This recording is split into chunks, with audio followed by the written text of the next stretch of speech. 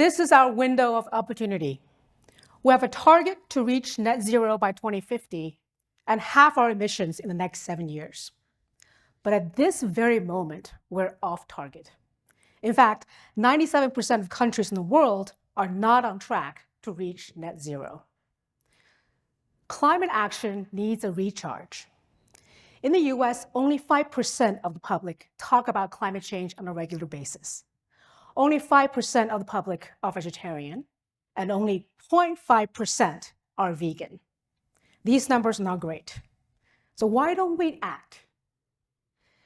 Well, the current doom and gloom narratives make us feel depressed, anxious, and afraid. These emotions are not great for behavior change. In fact, 60% of youth around the world experience climate anxiety, and 75% feel terrified about the future. On top of that, the current calls for climate action emphasize personal sacrifices, that we need to give up driving, travel, eating meat, and shopping for the climate. These narratives make us feel shameful and guilty. So what's the right solution then? My friend Elizabeth Dunn is a happiness scientist at UBC. She approached me one day and asked, "Can we make climate action feel happy?"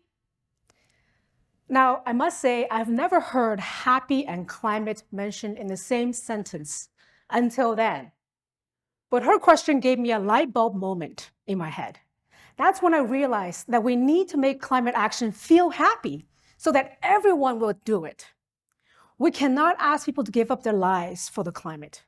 Instead, we need to prioritize happiness in the fight against climate change. So Liz and I have been working on our happy climate approach, where we identify individual actions in the sweet spot that not only reduce greenhouse gas emissions, but also increase individual happiness at the same time. Now, why happiness? What's so special about happiness? Well, happiness is a positive approach emotion that spurs people into taking action and tackle challenges in creative, novel ways. To be happy is a universal human desire, and that can get more people on board in the conversation of climate change. And this doesn't just mean individual behavior change. Our approach also calls for system change, where governments need to enact happy climate policies so that everyone can take those actions. So my hope for healthcare is actually to create opportunities for happy climate actions and policies, to create a happy workforce where healthcare professionals can provide high-quality, low-carbon care and boost their happiness at the same time. This can reduce staff burnout and increase our quality of care. So now I want to give you some examples of what this means. I have a pet rabbit called Greenwich who loves watermelons, especially the one I'm eating. Because of Greenwich, I'm eating a lot more fruits than I used to. And to be honest, I'm feeling a lot happier than I used to. I'm also eating a lot more vegetables than I used to. This is her stealing my salad on a daily basis. Now, studies have shown that the more plants we eat, the happier we feel, because plants provide a lot of vitamins and phytochemicals that fight inflammation in our body and the brain. So the happy climate action here is eat more plants. Carpooling is another happy climate action because it reduces driving, the emissions from driving alone, but also gives us time to socialize with our friends and family and colleagues. Studies have shown that the more time we spend with people, the happier we feel. Or you can ditch a car and bike.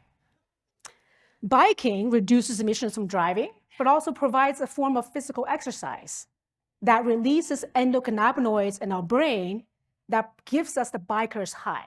That's the euphoria we feel after biking. So get out and bike.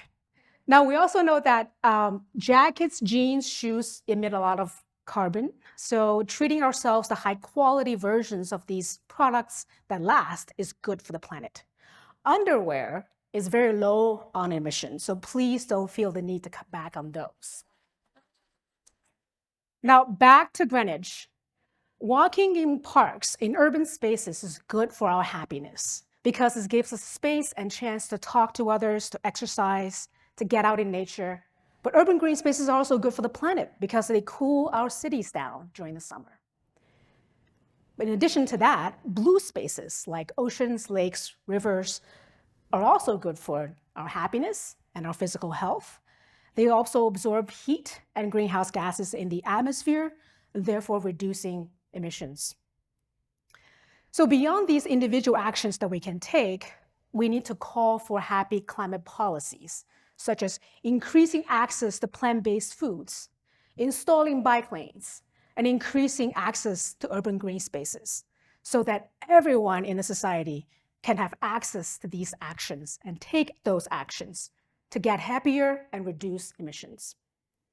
Now, one way to make system change is to participate in climate rallies. One study shows that joining these climate protests can combat climate anxiety and foster feelings of hope and empowerment, which is essential for our happiness. So I think happiness offers a brighter path forward so that we can get back on track to meet our targets.